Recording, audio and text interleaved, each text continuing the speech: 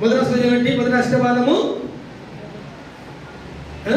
వంశాన్ని అభివృద్ధి చేస్తాడు. రెండవది మన కష్టాజితాన్ని తప్పకుండా అనుభవించడం చేస్తాడు.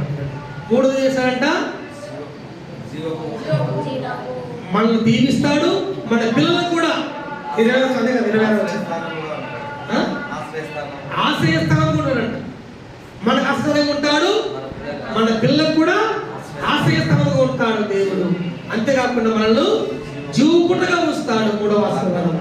ఇంకా అలాగే దేవదేవుడు ఈ మూడు ఆశీర్వాదాలు మనకు మర్చిపోవద్దు. మనం నిజముగా బైబిల్ కలిగి జీవిస్తే ఎలా జీవిస్తామో ఒక ఆడపాటు చూసుకున్నాము. నిజంగా భక్తి కలిగి జీవిస్తే, బైబిల్ కలిగి జీవిస్తే మనకు వచ్చినటువంటి 3 ఆశీర్వాదాలు